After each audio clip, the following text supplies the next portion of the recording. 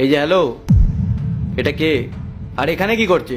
Sir, madam, আমার ছেলে পরীক্ষায় ভালো রেজাল্ট করেছে, তাই জন্য আপনাদেরকে মিষ্টি দিতে এসছে। বাবু, তুই ওনাদেরকে মিষ্টি দে। হ্যাঁ মা। আরে থাক থাক, এসবের কোনো প্রয়োজন নেই। ভালো রেজাল্টই তো করেছে, পৃথিবী তো উল্টে দেয়নি। আর মেঘা, তুমি কি খাবে নাকি ওদের হাতে মিষ্টি? কখনোই না। তুমি ওদের অবস্থা দেখেছো? হাতে পায়ে মুখে কালি মেখে আছে, আর ওদের দেওয়া মিষ্টি আমি খাবো? ছি, নেভার। আর এই যে তুমি এখান থেকে বেরিয়ে যাও, আর তোমার মাকে কাজ করতে দাও। স্যার, ম্যাডাম, আপনারা তো জানতেই চাইলেন না যে আমার ছেলে কিসে ভালো রেজাল্ট করেছে।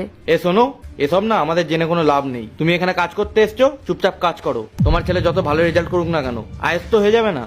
ওকে চুপচাপ এখান থেকে যেতে বলো। আর হ্যাঁ, তুমি ওকে ভালো করে বুঝিয়ে দিও, যত বড় চাদর ততটাই পা ছড়ানো উচিত। স্যার, এটা আপনি কিভাবে কথা বলছেন আমার মায়ের সাথে? বিমলা, তোমার ছেলে কি ভদ্রতা জানে না? কার সাথে কিভাবে কথা বলতে হয় সেই শিক্ষাটুকু ওকে দাওনি। আর তুমি ওকে বলে দাও যে পড়াশোনাটাও করছে না, আমরা তোমাকে কাজ দিয়েছি বলে সে পড়াশোনাটা করতে পারছে। ক্ষমা করবেন স্যার, আসলে ও বুঝতে পারেনি। বাবু, তুই বাড়ি যা। বড় এসেছে আমাদের সাথে পাল্লা দিতে। চলো।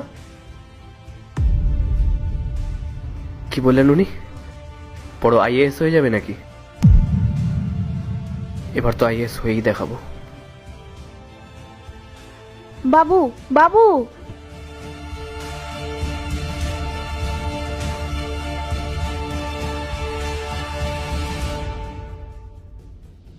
স্যার, আপনি আমাকে ডেকেছিলেন? হ্যাঁ ডেকেছিলাম।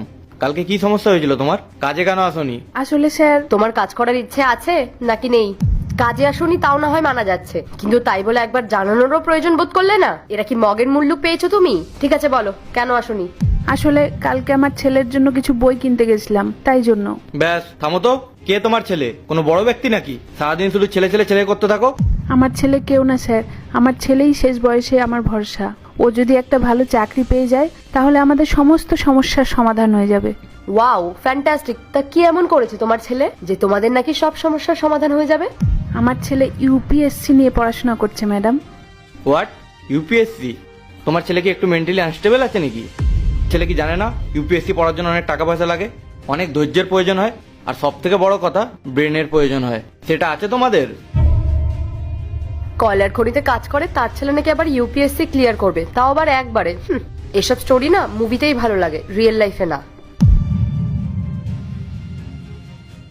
তোমার খুব ইচ্ছে তাই না তোমার ছেলেকে আইএএস অফিসার বানাবে?